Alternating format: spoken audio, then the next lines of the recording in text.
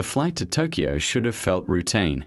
Yet every minute since that kiss, Ashlyn had been acutely aware of the man sitting beside her. Jae-Hyun looked exactly as he always did, calm, composed, eyes fixed on a document, but she could feel the shift between them like static in the air. She tried to read the briefing file on her tablet. She tried not to remember the warmth of his hand on her cheek, the way he'd whispered her name before pulling back. It had been one of those moments that felt both wrong and inevitable. "Did you review the proposal?" he asked without looking up. "Twice," she said, relieved to sound normal. "Everything's ready for tomorrow's meeting." "Good." He paused, then added quietly, "You did well last week." Compliments from him were rare. This one landed somewhere deep. "Thank you, sir." His gaze flickered toward her at the word sir. She saw his jaw tighten before he turned away again. At the conference venue, chaos ruled. Delegates, flashing cameras, overlapping languages. When Ashlyn stepped away to handle a translation issue, a photographer pushed past too fast. She stumbled. Jae-Hyun's arm shot out, catching her before she hit the floor. For a second she was against him, his hand firm at her waist, her breath trapped between them. "You should be more careful," he said, voice low. "You should stop saving me," she replied, half teasing, half serious. He let go slowly, fingers lingering a heartbeat longer than necessary. Neither of them spoke as they rejoined the crowd, but something unspoken followed them both through every meeting that day. That night, the company hosted a networking dinner on the hotel's rooftop terrace. Lanterns glowed in rows, the city shimmering below. Ashlyn stood near the edge, glass of juice in hand, watching lights blink across the river. She hadn't seen Jae-Hyun for an hour. She told herself she didn't care. Then she heard him behind her. "You disappear every time there's a crowd." She turned. "Maybe I just need quiet. Or maybe you're avoiding me." Her pulse jumped. "Don't flatter yourself." He stepped closer, the night breeze stirring his hair. "If you're pretending that kiss didn't happen, you're doing a convincing job." Her throat tightened. "And you? Pretending's what you do best." He exhaled slowly, then said something she didn't expect. "It's not simple, Ashlyn. I can't afford mistakes." She met his eyes. Maybe not. But that moment, whatever it was, didn't feel like a mistake. For the first time since that night, he looked unguarded. "You shouldn't say things like that," he murmured. "Why?" "Because you'll start believing them." The wind shifted, carrying the scent of rain and city lights. He reached out, then stopped, his hand hovering inches from her arm. "Go back inside," he said finally. "It's cold." But she didn't move. "You're always sending me away when things get real." He looked at her for a long moment, then turned toward the skyline. "Because if I don't, I won't stop." Silence stretched between them, thick, trembling. Neither dared break it. Later, alone in her room, Ashlyn leaned against the balcony rail, the city glittering below. She could still feel the ghost of his hand, still hear the quiet strain in his voice. She didn't know what tomorrow would bring, another meeting, another wall, but she knew the distance they kept was only an illusion. Whatever was happening between them was already far too real to ignore. The flight home was quiet. Ashlyn sat by the window, pretending to sleep, earbuds in but no music playing. Jae-Hyun sat beside her, unreadable as ever, though his mind was anything but calm. Every time he closed his eyes, he saw that moment again, the faint tremor of her breath, the feel of her lips against his. He told himself it was a lapse in judgment, stress, proximity, anything but what it truly was. Yet the lie was starting to crumble. When they landed in Seoul, everything should have gone back to normal. Meetings, reports, routine. But it didn't. Her laughter in the corridor pulled at him in ways it never had before. Her perfume lingered on his jacket from the trip, and he couldn't bring himself to send it to dry cleaning. When she knocked on his office door, his chest tightened before she even spoke. He caught himself watching her, how she tucked a strand of hair behind her ear, how she frowned slightly when she read. It was all ordinary, and that was what terrified him most, because something ordinary had made him lose control. He used to believe emotion was weakness. That desire led to mistakes. But the more he tried to bury that night, the more he felt it reshape the edges of who he was. It was past midnight when he found her still in the office. She was alone in the conference room, papers scattered around, the soft light turning her skin to gold. Her blazer hung over the chair. She was scribbling notes, unaware he stood by the door. "You should be home," he said. She startled, then sighed. Couldn't sleep. Might as well finish the numbers. He stepped inside. "You don't have to overwork yourself," says the man who never leaves before 2 a.m. He gave a small, reluctant smile. "Touché." Silence settled, warm and fragile. The clock ticked somewhere behind them. She looked up. About what happened in Tokyo. He felt his pulse jump. What about it? Are we pretending it didn't happen? Her voice was steady, but her eyes weren't. He walked to the window, staring out at the city lights. "At first I wanted to," he admitted. "Because that's easier. Clean. Professional." He turned back to her. "But pretending doesn't make it less real." She didn't answer. The words seemed to hang between them like electricity. He moved closer, slow enough to give her time to step back. She didn't. "That night," he said softly, "I thought it was a mistake. But now I think the mistake was how long I ignored what was right in front of me." Her breath caught. "Jae-Hyun. I don't know what this is yet," he continued. "But it wasn't wrong. It didn't feel wrong." Her eyes searched his. "Then what does it feel like?" He hesitated, then whispered, "Like the truth." For a moment neither spoke. The only sound was the hum of the city beyond the glass. His hand hovered near hers on the table, not touching, just close enough to feel the warmth. Finally she said, "You're really bad at pretending, you know." He smiled faintly. "Maybe I don't want to anymore." That night he went home later than usual, but lighter. For once, there was no guilt twisting in his chest, only the quiet, terrifying certainty that some things weren't meant to be erased. Some moments weren't mistakes. They were beginnings. The days after their confession passed like a dream they both refused to name. Nothing between them had been defined, yet everything had changed. At work, Ashlyn still handed him schedules and reviewed contracts. He still gave crisp instructions.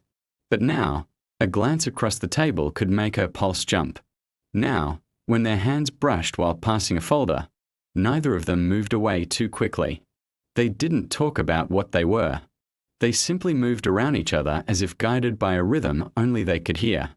Every morning, a cup of her favorite coffee appeared on her desk. When she stayed late, a message would appear on her phone. "Go home. Rest. JH." Once, she caught him waiting in the lobby long after hours, pretending to scroll through his phone until she arrived so he could walk her to the subway. He didn't explain. She didn't ask. Their understanding lived in those small gestures.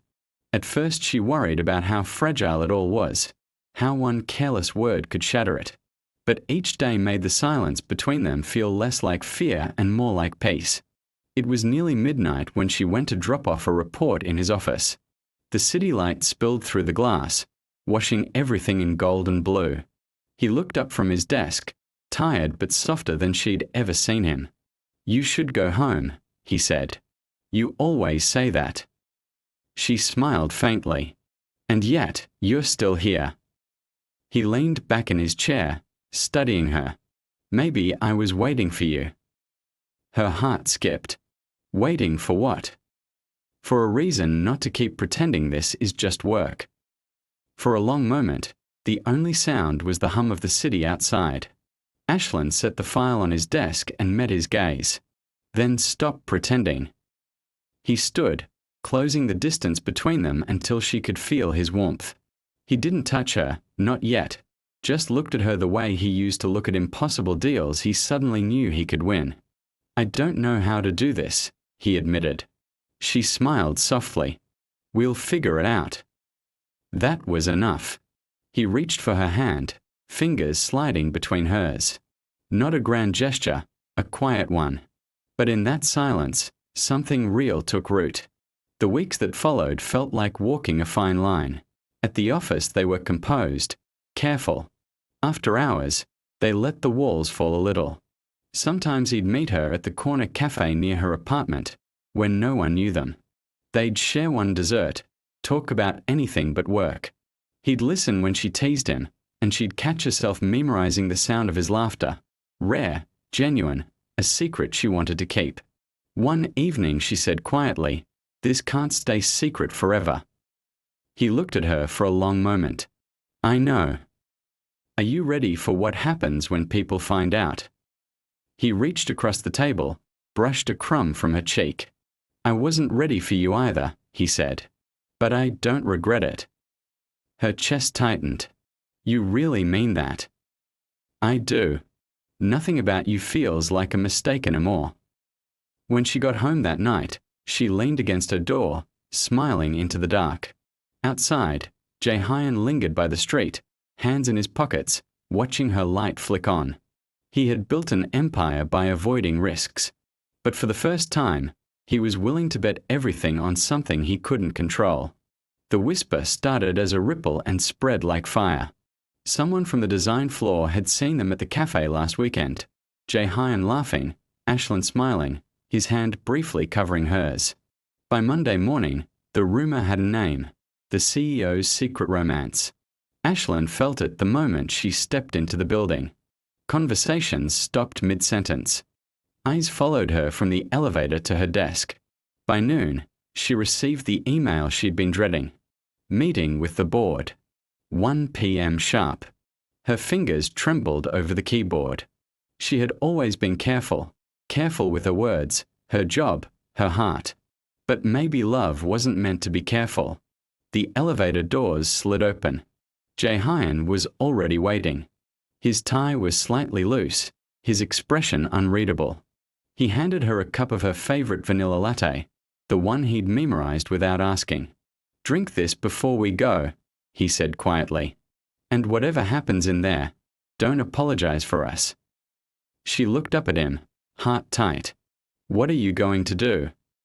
"What I should have done from the start," he replied. "Stop hiding." The room smelled of polished wood and tension. Directors shifted papers, eyes sharp behind their glasses. "Mr. Minute," the chairman began carefully, "it's been brought to our attention that you and Ms. Shia are in a relationship," Jae-Hyun finished. His voice was calm, his gaze steady. "Yes, that's true." A murmur spread around the table. Someone cleared their throat. "You understand the implications, of course.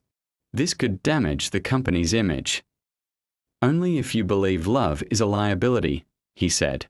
Ashlyn felt her pulse race. He wasn't speaking like a CEO now. He was speaking like a man who had made his choice. "She's one of the most capable employees in this company," he continued. "What we share hasn't changed that. And it never will." For a moment, silence reigned. The chairman sighed, rubbing his temples. "Mr. Minute, you've built this company's reputation on discipline and control." "And maybe," Jae-Hyun said softly, "it's time people see that discipline doesn't mean denying what makes us human." Ashlyn watched him, her usually distant, perfectly composed boss, standing there with his heart uncovered. She realized then, she had never really known what strength looked like until now. That evening, when they finally escaped the tension of the office, he asked her to follow him to the parking lot. The air was cool, and the city hummed in the distance. A single car sat waiting under the floodlights, sleek, silver, its surface gleaming like liquid glass. She blinked. "Whose car is that?" "Yours," he said simply, pressing the keys into her hand. "It's the 2025 Genesis E-Class. Latest model. You work too hard to be catching trains at midnight." Her mouth fell open. "Jae-Hyun, I can't." "You can," he said, eyes soft. It's not about the car. It's about the fact that you deserve to move through this world safely and comfortably. That's all I want for you." For a moment she could only stare at him, speechless, but then she kissed him on the cheek. He smiled. "I love that. Don't look at me like that. It's not a bribe. It's a thank you." She stepped closer, voice trembling. "For what?" "For teaching me that control isn't the same as peace," he said. "And that love doesn't weaken you, it steadies you." Her eyes burned with tears. She laughed quietly. "You've changed." He looked at her, and for once there was no distance in his expression. "You did that." Weeks later, the whispers faded. The headlines that had once questioned his leadership now called him the CEO with a heart. People eventually returned to their routines, and the world kept spinning. But in small ways, everything had changed. Every morning, she found him waiting by her desk, coffee in one hand, a smile in his eyes. Every evening, he'd walk her to that car, hand resting lightly on her back, whispering, "Text me when you get home." Their love wasn't loud or dramatic. It was steady, the quiet heartbeat of two people who had already weathered the worst. One Friday night, as the sun set behind Seoul's skyline, Ashlyn leaned against the balcony railing outside his office. Below them, the city buzzed with life. "We made it," she said softly. He slipped his arms around her waist, chin resting on her shoulder. "We did." She smiled. "And what now?" He pressed a kiss to her temple. "Now we build something that lasts." They stood there a long time, two silhouettes against a golden horizon, the world below unaware of the promise being written in silence. Love hadn't been their plan, but it had become their greatest achievement. Thank you so much for watching. Your support really means the world to me.